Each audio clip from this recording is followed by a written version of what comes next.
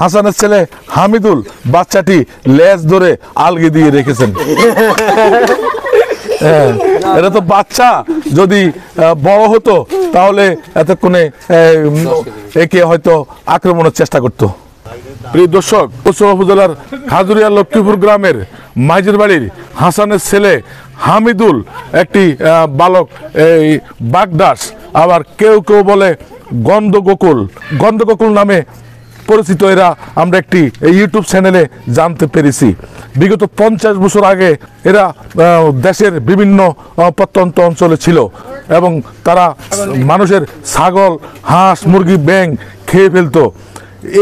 এরা যেন মানুষের শত্রু ছিল, তাই এদেরকে যেখানে মানুষ পেত মেরে ফেলতো, এমনটাই আমরা ইউটিউব চ্যানেলে জানতে পেরেছি। এই প্রজাতিগুলি মানুষ মারতে মারতে এখন আর এগুলি তেমন দেখা মিলছে না। হাসানের ছেলে হামিদুল, এই ছেলেটি একটি তাল গাছ থেকে গন্ধগোকুলের বাচ্চা বন্দি করেছেন খাঁচায়।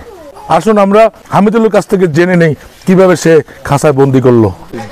আমরা দোকানের পাশে বসেছিলাম, হঠাৎ করে দোকানের পাশ থেকে একটি তাল গাছ থেকে এগুলো পড়েছিল, তারপরে আমরা এগুলোকে আটকাই। এদের মাছ, এদের বাচ্চা, মাটা অনেক বড়, প্রায় 15-20 কেজির মতন হবে, অনেক বড়। ওটা কিভাবে ধরবো? ওটা গাছে গাছে ছিল। আক্রমণ করছে, একবার ধরে এসেছিল। বিক্রি করে দিবা? না না, দিয়ে দিমু বন বিভাগের লোকেকে, যদি বন বিভাগের কেউ আসে এগুলো দিয়ে দিমু।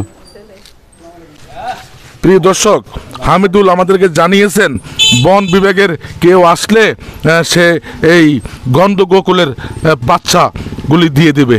হাসানের ছেলে হামিদুল বাচ্চাটি লেজ ধরে আলগি দিয়ে রেখেছেন। এটা তো বাচ্চা, যদি বড় হতো তাহলে এতক্ষণে একে হয়তো আক্রমণের চেষ্টা করত। প্রিয় দর্শক, আমরা এই খাজুরিয়া লক্ষ্মীপুর গ্রামে বিশিষ্ট বীর মুক্তিযোদ্ধা মোহাম্মদ অলিলুর রহমানের বাইরের কাছে জানতে পারলাম এগুলো বাগদাস, এবং এগুলো বহু আগে তিনি এলাকায় দেখেছেন।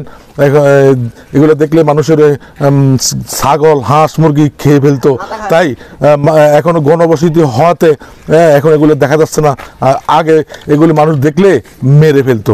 বন বিভাগের যদি কোনো কর্মকর্তা এই ভিডিওটি দেখেন তাহলে আমার সাথে যোগাযোগ করবেন। আমার মোবাইল নম্বর 01812843413।